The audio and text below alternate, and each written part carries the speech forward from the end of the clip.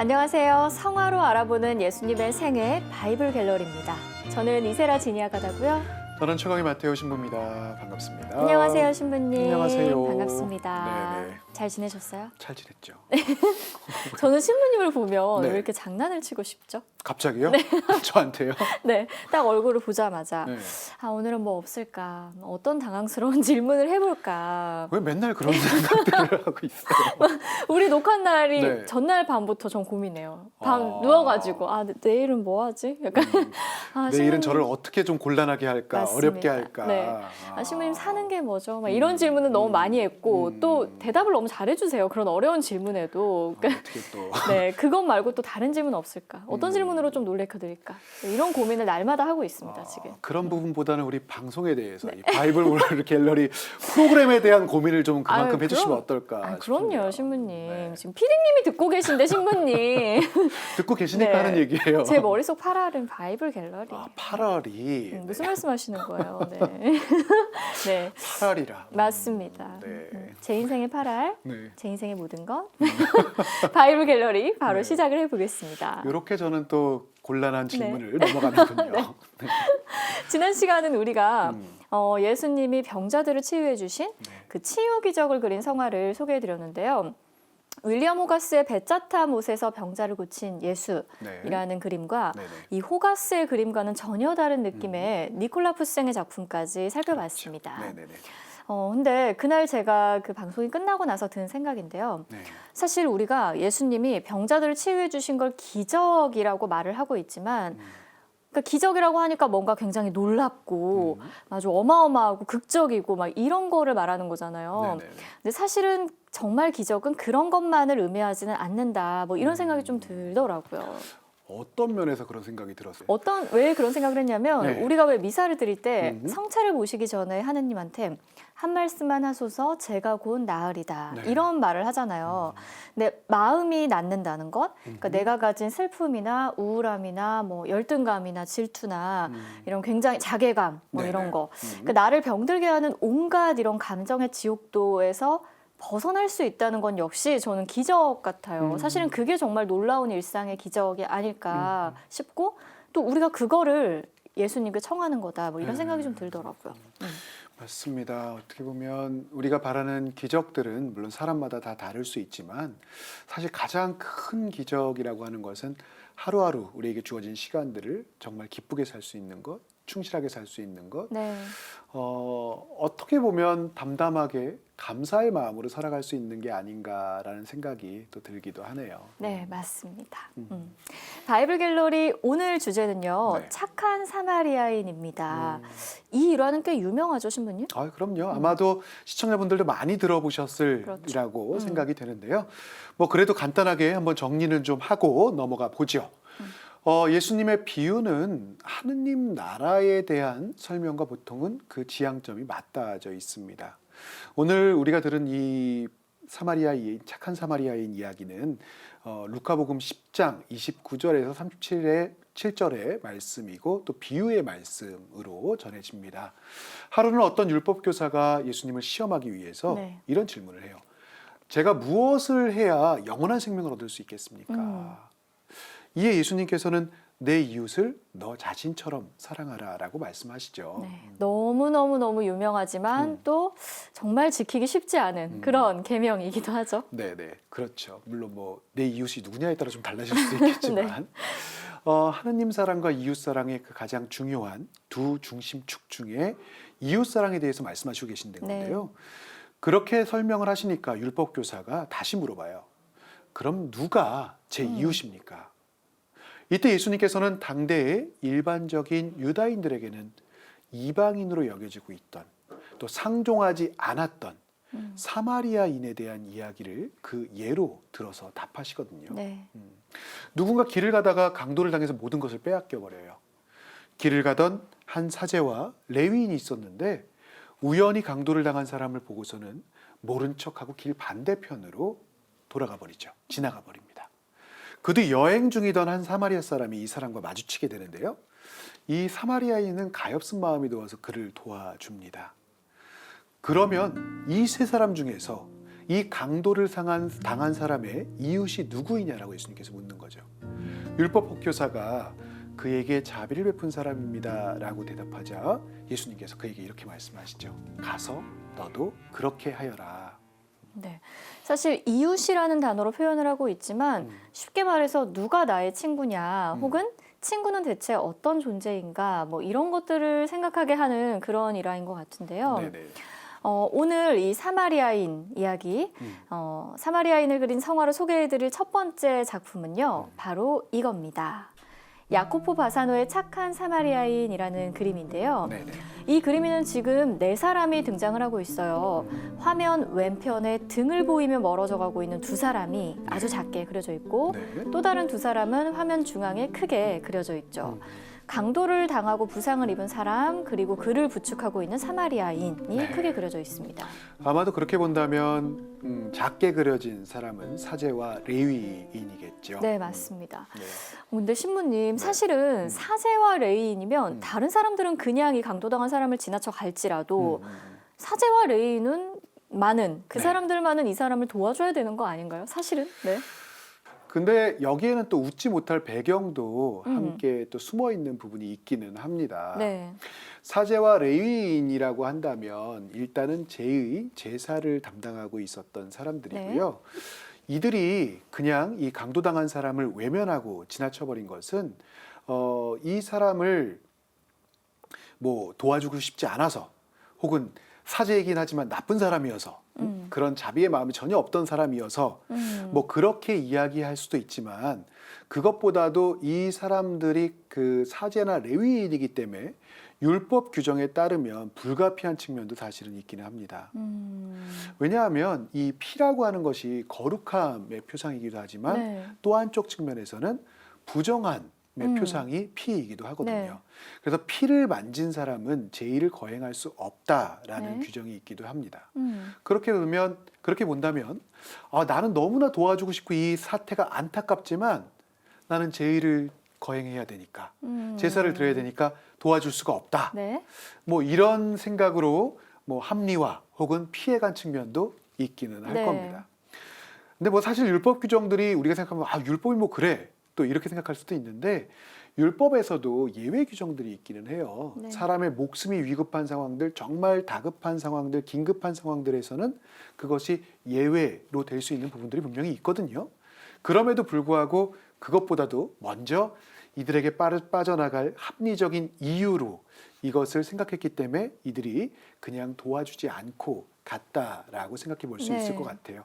예수님의 비유 안에서 이 말씀을 특별히 들고 있기 때문에 아까 진야가도 그런 질문을 던졌지만 저도 사실은 규정들을 알고 조항들을 알기 때문에 제 생각들이 조금 더 복잡해지거나 유혹에 이렇게 흔들리는 경우들이 좀 살다 보면 있거든요. 네. 우리 뭐 예를 들면 우리 그 사순 때 이럴 때 불가피한 경우에 사제가 금육을 관면해 줄 수 있죠. 근데 사제의 권한이 있다라는 것 때문에 그럼 내가 나에게 관면을 해주면 어떨까 뭐 네. 이런 생각들도 가질 수 있는데 이런 것도 역시 같이 생각해 볼 수 있을 것 같습니다. 네.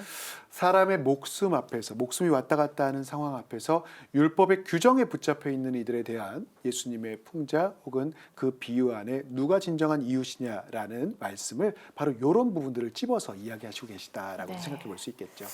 설명을 듣기는 했지만 네. 그래도 이렇게 딱 이해가 되지는 않는데요. 사실 그래요? 왜냐하면 율법을 방패 삼아서 네. 그러면 선행을 저버린 거나 마찬가지잖아요. 어떤 가장 핵심을 저버린 건데 네. 사제나 레위인은 어쨌든 이 일화에서는 상당히 좀 이해하기 힘든.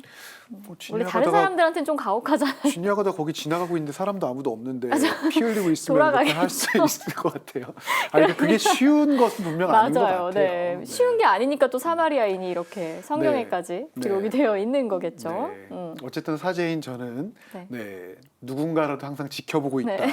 예수님께서 지켜보고 있다라는 마음을 새기고 네, 더 맞습니다. 이 비유를 더 마음에 새겨보도록 하겠습니다. 네. 네. 네, 이제 그림과 작가에게 조금 더 집중을 좀 해볼게요. 네. 이 야코포 바사노는 이탈리아 화가인데요. 바사노가 활동하던 시기는 르네상스 미술의 시대가 조금씩 기울기 시작하고 매너리즘이 태동하기 시작하던 시기였습니다. 네. 이 매너리즘이라는 거는 저는 개인적으로 이 사조가 굉장히 흥미로운데요. 르네상스 작가들을 계승하면서도 또 그것과는 또 다른 길을 가는 그런 사조예요. 네. 그러니까 르네상스 화가들이 고전적이고 조화로운 아름다움을 추구를 했다면 매너리즘 화가들은 인체를 어느 정도 이상화해서 보여주는 것은 르네상스 화가들과 궤를 같이 하고 있지만 그 정도가 굉장히 극단적이에요. 이거는 실제 작품을 보면서 이야기를 하는 게 훨씬 더 이해가 빠르실 것 같은데요. 네. 매너리즘을 말할 때면 대표적으로 나오는 빠지지 않고 등장하는 작가와 작품입니다.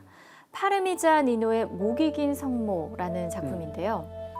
이 그림 어떠세요, 신부님? 이 그림 보면 어떤 느낌이 드세요? 이상하다. 네, 맞습니다. 네, 보면 볼수록 기이하다. 네, 뭐 이런 맞아요. 생각들이 좀 드는데요. 네네. 성모님이 우아한 세속의 귀부인처럼 분명 표현은 되어 그렇죠. 있는데 네. 인체 비율이 좀 너무 독특해요. 음. 성모님의 목이 너무 길어서 네. 그런 느낌이 드는 것 같고요.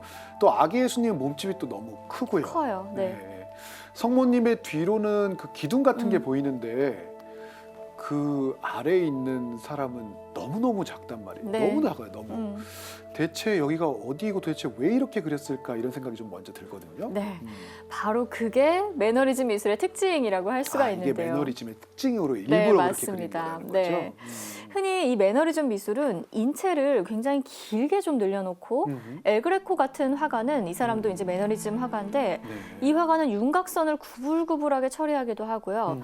르네상스 미술이 중심, 균형, 비례 뭐 이런 것들을 중요하게 생각했다면 매너리즘 미술은 완전히 중심을 해체해버리고 균형도 깨트리는 쪽으로 나아가요. 그러니까 어딘지 모르게 좀 불안하고 아까 기이하다는 표현을 쓰셨는데 네네. 기이하기도 하고 뭔가 폭발할 것 같은 아슬아슬한 느낌을 주기도 하고요. 긴장감 같은 거를 줄 수 있는 그렇습니다. 거군요. 네. 지금 우리가 보고 있는 야코포 바사노의 그림에서도 매너리즘의 전조를 발견을 할 수가 있거든요. 네네. 이 강도를 당한 사람의 몸이 완벽한 비율과 균형을 갖추고 있다라기보다는 약간 길게 늘려져서 표현이 되어 있고요. 네. 또 하나 야코포 미술의 중요한 특징 중 하나는 야간 풍경화입니다. 야간 풍경화요? 네, 야코포는 야간 풍경화로 유명한 작가이기도 한데요. 네네. 야코포 바사노가 1592년에 세상을 떠났는데 이 바사노의 유작으로 알려져 있는 작품이 바로 지금 보고 계신 이 작품이에요. 예수님의 세례 장면을 그린 작품이거든요. 네네. 우리 이 바이블 갤러리에서도 예수님의 세례를 그린 성화를 소개해드리기도 했었고 여러 작품들 봤어요. 그렇죠. 네네. 이 주제 자체는 여러 화가가 반복해서 다뤘기 때문에 주제만으로는 뭐 별로 특별할 게 없어요. 네네. 근데 배경을 보면 이 그림이 상당히 독특한 그림이라는 걸 알 수 있습니다. 지금 오른손을 높게 들고 있는 세례자 요한의 뒤편으로 보이는 건 포말이 있는 바다 같거든요. 네. 배경이 결국 야외라는 건데 바사노 이전까지만 해도 이렇게 예수님의 세례 장면을 그리면서 배경을 밤에 야외로 설정하는 경우가 거의 없었어요. 세례를 밤에 받지는 않았을 거니까요. 그러니까요. 네네. 네, 그런데 바사노는 지금 어둠이 내려앉은 바깥을 배경으로 선택함으로써 예수님의 순환이 시작됐다. 이 세례와 함께 이거를 이제 보여주고 있는 거죠. 암시해준다, 미리 생각하게 해준다 네, 이렇게 볼 수 그렇습니다. 있겠군요. 그래서 야간 풍경화를 거의 최초로 그렸던 화가가 바로 야코포 바사노다라고 네. 이제 미술사에서는 또 기록을 하고 있습니다. 네네네. 다시 이제 우리의 오늘의 그림으로 돌아가 볼게요. 네. 신부님은 이 그림 어떻게 보셨어요? 이 그림에서 특별히 그냥 저는 좀 독특하다라는 부분이 좀 그런 느낌이 좀 들었었는데요. 이 강도를 당한 사람과 네. 그를 부축하고 있는 사마리아인이 어떤 면에서는 예수님과 예수님의 제자 네. 이런 느낌으로 그냥 좀 바라봤었거든요. 네네 맞습니다. 이 구도 자체도 예수님께서 십자가 강하라 그러죠. 십자가에서 내려오실 때 그려지는 그런 그림 구조와 좀 네. 비슷한 면이 있고요. 강도를 당한 사람은 마치 그래서 예수님께서 그 십자가에서 내려오는 것 같은 그런 예수님을 연상시키는 것 같은 생각이 좀 들어요. 네. 너무나 축 처져버린 몸, 혼절한 것 같은 얼굴, 네. 그런 면들이 보이고요. 또 머리 수건을 하고 있는데 그 아래로는 이제 피가 배어 나오고 있잖아요. 네네. 마치 가시관을 썼던 예수님의 모습을 이 안에다가 담아낸 것이 아니냐. 네네. 그 방금 전에 세례 때도 순환하고 이렇게 같이 연결을 시켜서 그랬다라고 네. 얘기했었잖아요. 그래서 이 그림도 역시 그런 부분들을 같이 생각할 수 있고 묵상할 수 있도록 그렇게 해서 이 그런 의도를 가지고 이 성화를 표현한 게 아니었을까 이런 생각이 좀 들어요. 네. 그러니까 야코포 바사노가 이 강도를 당한 사람과 예수님을 겹쳐지게끔 네. 그렇게 연상이 되게끔 의도적으로 설정을 한 것 같다. 뭐 이런 말씀이시죠, 신부님? 뭐 진야가다의 설명 때문에 그렇게 보였는지 모르겠지만 제 생각은 그렇습니다. 네. 그 마테오복음서를 보면 예수님께서 이런 말씀을 하시죠. 너희가 가장 작은 이들 가운데 한 사람에게 해준 것이 바로 나에게 해준 것이다. 매 주일마다 우리가 미사를 참석을 하고 또 주님께 봉헌 예물을 바치고 이런저런 계명들을 지키는 것들 네. 이런 것들 물론 중요한데 예수님을 따르는 첫 걸음, 뭐 예수님을 따르는데 굉장히 중요한 삶의 모습들이지만 결국 그 모든 것들을 뛰어넘을 정도로 중요한 것 중에 한 가지는 예수님의 가르침을 우리의 삶에서 실생활에서 적용하는 것이라는 생각이 들어요. 네. 아마도 야코보 바사노는 공경에 빠진 가장 어려운 이웃을 돕는 것이 곧 예수님을 돕는 것이나 마찬가지다. 이런 부분을 좀 강조하고 싶었던 게 아닐까? 이런 생각이 좀 드네요. 네. 그러니까 알기만 하고 행하지는 않는다면 아무 소용이 없다. 뭐 이런 말씀이신 것 같은데요. 네. 그런 면에서 또 하나 이야기를 하고 싶은 게 있다면요. 지금 사마리아인을 보면 허리춤에 칼을 차고 있거든요. 네네. 그리고 너무 작게 그려져서 잘 보이지는 않지만 등을 보이며 가고 있는 사제는 성경책을 품에 안고 있어요. 네, 이런 대조도 저는 재미있는데요. 성경 말씀과 그리고 이 성경 말씀에 누구보다 가까운 사제는 정작 행동해야 할 때는 하지 않고 또 칼을 찬 사마리아인은 선한 행동을 합니다. 그러니까 결국 우리가 어떤 사람을 바라볼 때 중요한 거는 그의 종교가 뭐냐, 뭐 직업이 뭐냐, 뭐 옷차림은 뭐냐, 출신, 가족관계 뭐 이런 건 뭐고 어떤 말을 하냐 이런 게 아니라는 거. 그러니까 이런 걸로는 그 사람에 대해서 진정으로 안다고 말할 수 없다는 사실을 다시 한번 좀 일깨워주는 면이 있는 것 같아요. 그러니까 결국 사람은 칼을 차고 있냐, 혹은 뭐 성경책을 들고 있냐, 뭐 이런 것처럼 외면으로 판단될 수 있는 게 아니라 자신의 행동으로 자기가 어떤 사람인지를 드러내는 거니까요. 전 아까 칼을 찼다 그러길래 네네. 혹시 그럼 강도 아니야? 이런 생각을 했었는데 저거 혹시 털고 있는 장면 아닌가? 강도가 회심한 것은 아닐까? 구해주는 게 아니라 털고 있는 털기 직전 아닌가? 그 직전에 이제 네. 이렇게 나가면 안 돼. 신부님 그만하세요. 네. 네. 아니, 오늘 뭐 처음에 자꾸 놀린다라는 생각을 하니까 제가 한번 이렇게 이쪽으로 생각을 하기 시작하니까 좀 돌아오기가 네. 쉽지 않습니다. 자중하세요. 네. 알겠습니다. 네, 이 야코포 바사노가 그린 착한 사마리아인이었고요. 이 야코포 바사노의 작품에 대한 이야기는 여기까지 좀 마무리를 해보고요. 네. 다음 작품을 소개해드리도록 하겠습니다. 모르긴 몰라도 이거는 네. 신부님의 취향이 아닐까 하는 저의 생각을 취향이요? 네, 제가 골라오면서 좀 그런 생각을 해봤는데 네네. 방고우가 그린 착한 사마리아인이라는 네. 작품입니다. 네. 1890년에 그려졌고요. 제가 좀 고흐 정도의 이 수준은 좀 그러니까요. 네. 또 현대적인 거 이런 것도 좋아하시니까. 고흐도 좀 찾아보면 성화들 꽤 많이 그렸더라고요. 네네. 앞으로 뭐 바이블 갤러리에서도 고흐의 성화를 종종 소개해드릴 기회가 있지 않을까 싶은데요. 네. 일단 오늘 소개해드리고 싶은 작품은 고흐가 생레미의 요양원에 입원해 있을 때 그린 작품이고요. 네네.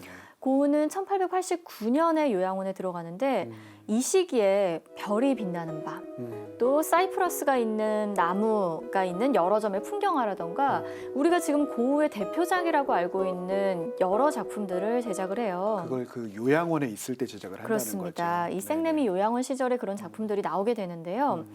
이렇게 새로운 작품을 창작하기도 하고 그 시기에 또 반대로 원래 있었던 이 동시에 다른 작가들의 작품을 자신만의 스타일로 변형해서 그리는 작업을 또 그리기도 해요. 네, 모방해서 그리는 작업을 하기도 하는데요.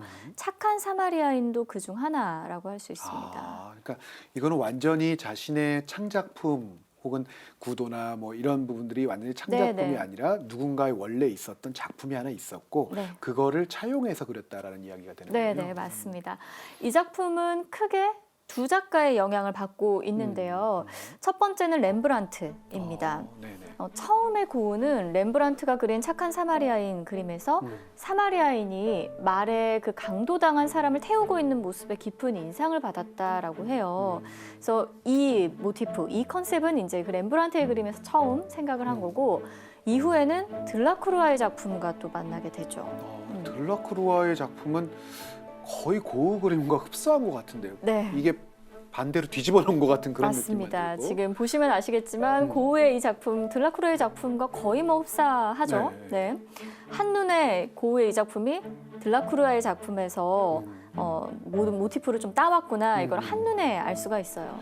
유명한 작가가 아니라고 한다면 이렇게 그냥 따라서 그린 그림이다 이렇게 얘기할 수 있을 그렇죠. 정도로 네. 기본 구조들이나 이런 분들이 거의 비슷하네요. 근데 그럼에도 불구하고 렘브란트의 그림과도 들라크루아의 그림과도 확연히 다른 점은 분명한 색감에서 차이가 나는 것 같아요. 네네. 렘브란트나 들라크루아의 작품은 전체적으로 되게 많이 어두운데 네. 고흐의 그림은 굉장히 밝은 색채들, 물론 뭐 본인 특유의 이 붓터치감 이런 것들은 있습니다만 전체적으로 분위기가 굉장히 밝아졌다라는 생각이 드네요. 네. 그 전체적으로 이제 색감이 말씀하신 것처럼 밝고 좀 따뜻하죠. 사실 이 시기는 고흐가 극도로 불안정한 시기였거든요. 본인의 삶에서는. 맞습니다. 실제 삶은 이제 그랬었는데요. 생내미 요양원에 들어오기 직전에 아르에서 네. 그 유명한 자신의 귀를 자르는 소동을 벌였고요. 네. 이미 고흐의 이웃들은 고흐를 붉은 머리에 미친 사내라고 부르고 있었다라고 합니다. 네. 그러니까 뭐 기피 대상 1순위나 다름없는 그런 사람이 된 거죠. 고흐가 자기가 살고 있는 마을에서. 마을에서는 네. 도저히 더 살아갈 수가 없는 그런 환경이라고 볼 수 있겠네요. 맞습니다. 그러니까 정신적인 상황도 너무 나빴고 또 경제적인 상황은 뭐 이거는 더 나빠질 게 없을 만큼 아주 비참했던 그런 시기였고요. 네, 그런 거 보면 참 지금 이렇게 봐도 울림이 있고 또 정말 마음에 정말 얼마나 많은 사람들한테 고흐의 그림들이 이렇게 마음적으로 울림과 다가움이 있어요. 네. 근데 그 시대에 전혀 이해받지 못하고 그렇게 철저하게 고독의 길을 걸어갔다는 것도 참 이해할 수도 없거니와 맞습니다. 고흐 자신은 그 길을 살아가면서 작품 활동을 하면서 어떤 생각들을 했을까 이런 생각들도 네. 드네요. 이 고흐 특유의 그림에 회오리 치는 듯한 그런 화면들을 보고 있으면 마치 알 수 없는 소용돌이 속으로 빨려 들어가는 것 같은 그런 느낌들이 들기도 하고 또 한편으로는 그러면서도 안정감을 되게 주는 듯한 그것이 뭐 고흐의 지향이었을지 모르겠지만 그런 묘한 그림인 것 같아요. 네. 강도당한 사람이 완전히 자신의 몸을 그냥 온전히 사마리아인에게 의지하고 있고 그렇죠. 또 상대적으로 사마리아인보다는 굉장히 작아 보여요. 네네. 그래서 마치 어린아이가 어른에게 몸을 맡기는 듯한 모습이랄까. 네. 고흐는 이 성화를 그리면서 아마도 다른 사람들보다 자기 자신을 위해서 그리지 않았을까. 자신이 정말 그런 위로, 영혼의 안정감들 이런 것들을 얻기를 어느 누구보다도 갈망하고 그러한 간절함들이 이 성화 안에 표현된 게 아닐까 이런 생각을 좀 해봤거든요. 네, 맞습니다. 고흐가 이 시기에 어떤 정신 상태였나, 뭐 어떤 상황에 처해 있었나 이런 화가의 실제 삶을 고려해 보면 저도 이제 신부님과 같은 그런 좀 애잔한 마음으로, 애잔한 눈으로 이 작품을 바라보게 되는 측면이 있는 거죠. 네. 네, 뭐 고흐에게도 그랬겠지만 네. 결국은 사마리아인에 대한 비유는 타인에 대한 연민과 사랑을 강조하는 것을 넘어서서 우리는 결코 혼자 살아갈 수 없다. 뭐 이거를 말하고 있다는 생각도 듭니다. 네. 실제로 고흐가 뭐 이 작품을 아까 색감을 말씀을 하셨잖아요, 신부님.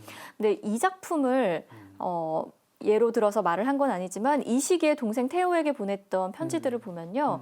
자기가 이 시기에 유독 이런 노란색, 붉은 계통의 좀 따뜻하고 이런 색감을 자주 쓰는 이유는 그 스스로 이거를 희망의 색이라고 보기 때문에 쓰고 있다라는 편지가 있어요. 네. 그래서 그것만 봐도 아무리 생각해도 그 앞에 있었던 그림들이 굉장히 울림이 있고 또 이렇게 마음에 많이 다가오지만 색감이 이렇게 어두운 것은 특별히 요양원에 있었던 그리고 또 어려움을 겪고 있는 사람들에게 희망의 소식보다는 조금 무겁게 하는 면이 있을 것 같은데 네. 고흐의 이런 밝은 색들 또 따뜻한 색들 이런 부분들은 진짜 본인 자신이 그런 염원과 지향을 담았던 것처럼 그 성화를 보고 있는 우리에게도 그러한 따스함들 또 혹은 그런 지향들을 우리가 잊지 않아야 함을 계속 되새길 수 있어야 함을 이야기해 주는 건 아닌가라는 생각이 좀 드네요. 네, 맞습니다. 자기 삶에 찾아오는 그런 도움의 손길을 이렇게 내미는 착한 사마리아인을 기다리고 있는 그런 고우의 마음도 느낄 수가 있고요. 네, 네네. 그런 그림이었습니다. 그러면 저기서 강도를 당한 사람은 고우 자신으로 표현하고 그럴 수도 있을지도 모르겠네요. 있겠죠. 네, 부상당한 사람. 네네. 네. 네, 바이블 갤러리 어느새 마칠 시간이 다가왔는데요. 오늘은 어떤 주제로 묵상을 해볼까요, 신부님? 예, 오늘은 다른 사람을 위해서 위험과 또 공경을 무릅쓴다는 게 어떤 의미일까를 한번 좀 같이 생각해 봤으면 네. 좋겠어요. 강도당한 사람을 이 사마리아인이 도와줄 때 어쩌면 우리가 생각하는 것보다도 훨씬 더 많은 위험들, 비난들 혹은 오해들을 감수해야 될 수도 있었겠다라는 생각이 들거든요. 네. 자신이 강도로 오해받을 수 있는 뭐 제가 아까 잠깐 엉뚱하게 생각했던 것처럼 네. 그런 위험도 있고 적대 관계에 있었던 사마리아인과는 적대 관계에 있었던 유다인들에게도 역시 비난 또 불필요한 오해들 아니면 손가락질을 당할 수도 있었겠죠. 그런데도 그는 머릿속으로 계산하고 따지기보다는 곧장 행동으로 옮깁니다. 성경 말씀에도 나와 있듯이 그의 마음속에는 다른 사람을 가엾게 여길 수 있는 그러한 마음, 연민의 마음, 사람을 사랑하는 마음이 더 컸다라고 생각이 들거든요. 나라면 우리 주변에 이렇게 어마어마한 일이 아니라도 비슷한 상황들은 많을 것 같아요. 어떻게 행동할 수 있을지 또 어떻게 행동했을지를 한번 생각해 보면 어떨까 싶습니다. 네, 알겠습니다. 바이블 갤러리 오늘 순서는 여기까지입니다. 저희는 다음 시간에 다시 찾아뵙도록 하겠습니다. 고맙습니다. 고맙습니다.